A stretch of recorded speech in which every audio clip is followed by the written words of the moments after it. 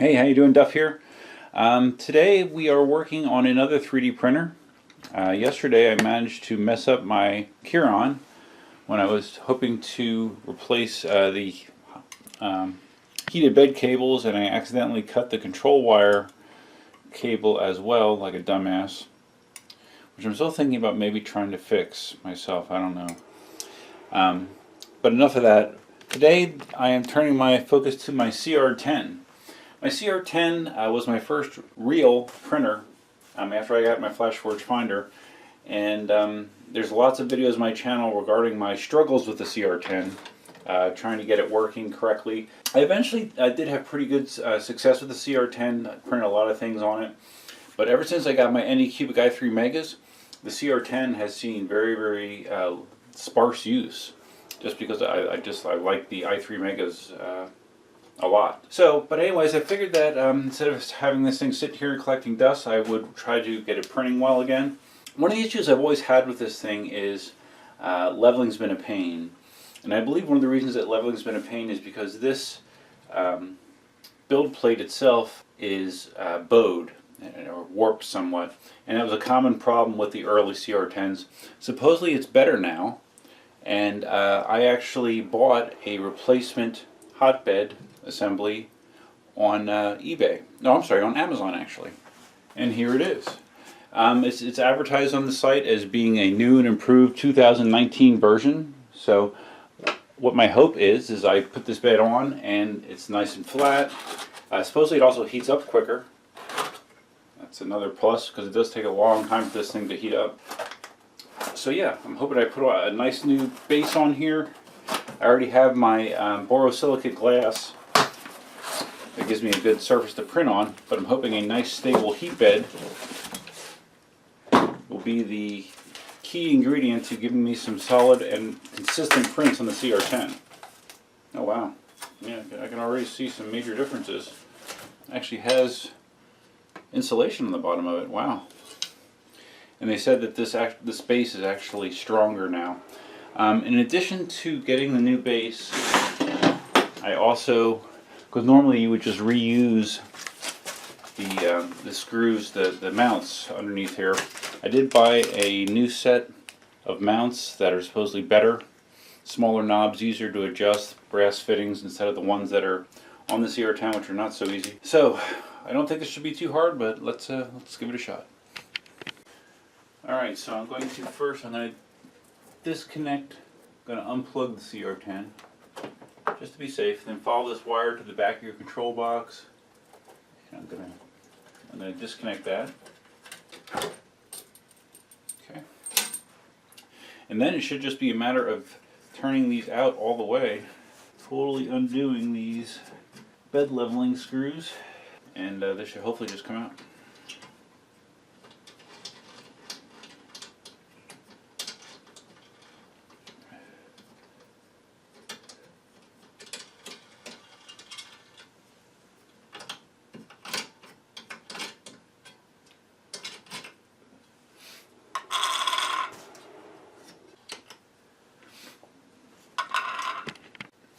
Okay, I have the wheels off, so this should just lift off at this point. It did. Now I did, way back when I got my CR-10, I did print this strain relief for the hot end, and I think it'd probably be a good idea for me to continue to use that, so I'm going to take that off of the old bed, put it on the new. If you compare the bottom of this, like I said, no insulation. So yeah, cool. So this new bed was not exactly cheap. I got it on Amazon, and I think shipped it was $50, $60. So yeah, it is not a frivolous purchase. I'm going to orient it the same way that the old one was. I'm going to use my same strain relief, I think, if I can get it to fit right. Yeah, I should be able to get that to work, I think. So let's get busy. This is kind of annoying. My replacement bed leveling hardware, if you see, it's like a cap head kind of screw, as opposed to the one that's comes with the CR-10, you know, beveled fit. So this actually does not even sit totally flush. The top of it sits above the bed surface, which is no good, and it's actually a thinner screw than this, so I can't use these fittings on the CR-10 screws. So I'm going to be reusing my old hardware. It looks like. Oh well, luckily it wasn't very expensive. Yeah, and these springs are dramatically shorter as well. So it's kind of weird that it was one of those deals that it was like suggested when I bought the bed. It was suggested, hey, I got this new mounting hardware, but it doesn't look like it would actually be very compatible. So that kind of sucks. All right, so I'm gonna get it started on the new bed. All right, so obviously you're gonna orient the new bed the same way as the old one was. That's with the wire in the back left corner. Get this started here. You can see the way that this strain relief goes on.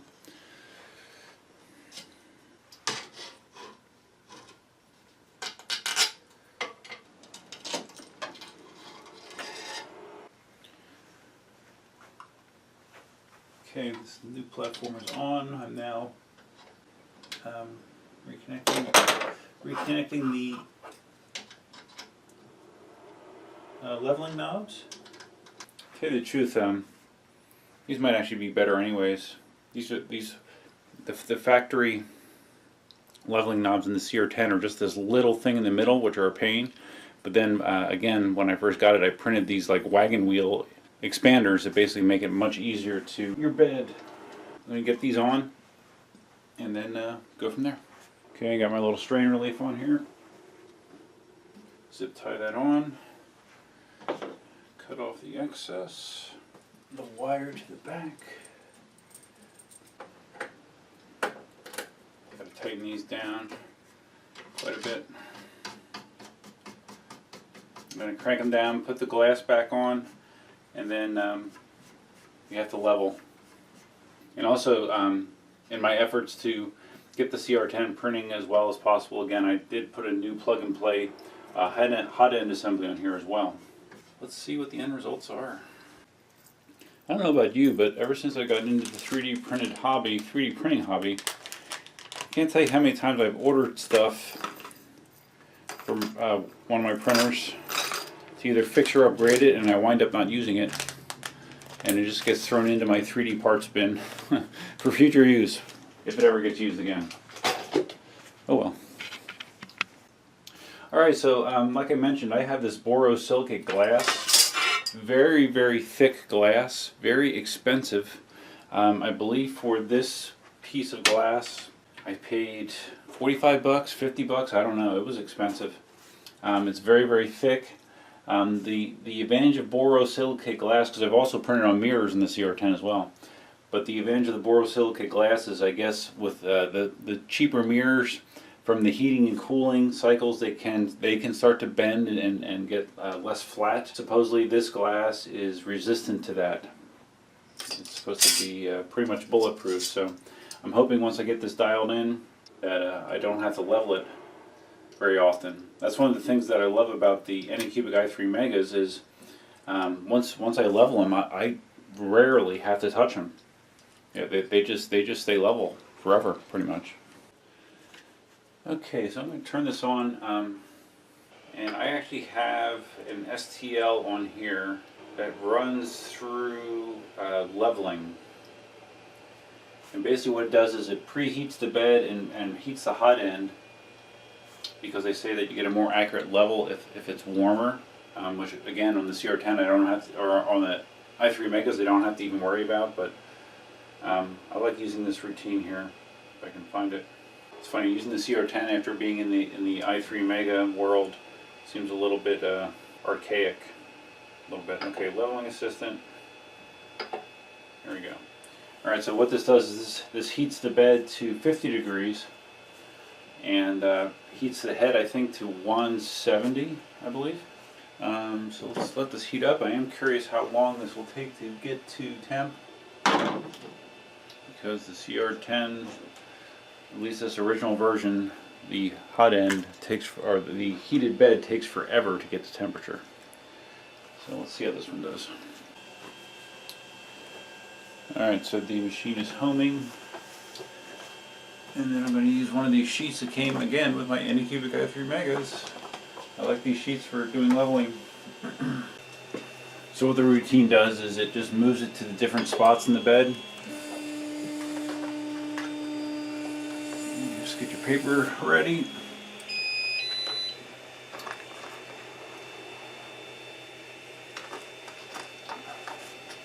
I used to actually have the ABL system on here, the automatic leveling system, and to me it was more hassle than it was worth, so I removed it and I went back to manual leveling.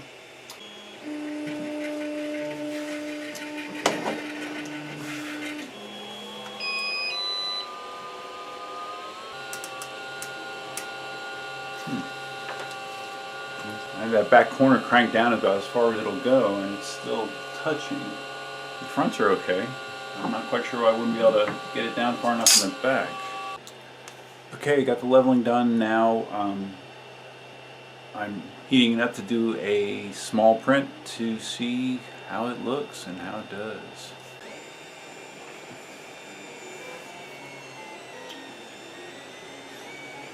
It's printing. Alright, so there you go. That first print I was showing was not printing very well. I did one more leveling, and now the print, this is my first layer test.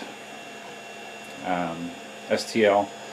That seems to be going down pretty smooth, so I'll have to do some more testing, but I think we're good to go for now. Alright, so anyways, that's all I got for you for now. Time will tell if this is a effective upgrade or not. Like I said, it wasn't inexpensive. You know, 50 bucks for the build plate and something like this is not cheap. I'm hoping that it allows me to put my CR-10 back into regular rotation. You know, it got to be such a pain in the ass that I just stopped using it because the i3 Megas have been so reliable and not requiring near as much attention as the CR-10. So hopefully this gets some more use out of the CR-10. If this does not fix the problem, the CR-10 might be going bye-bye and I might be getting something newer. Who knows? We'll see. So anyways, if you found this video interesting, please give it a big thumbs up. If this is your first time visiting the channel, please consider subscribing. The 3D channel does not have a lot of subscribers, so I would greatly appreciate your support. And that's all I have for you for now. Until next time, Duffman out.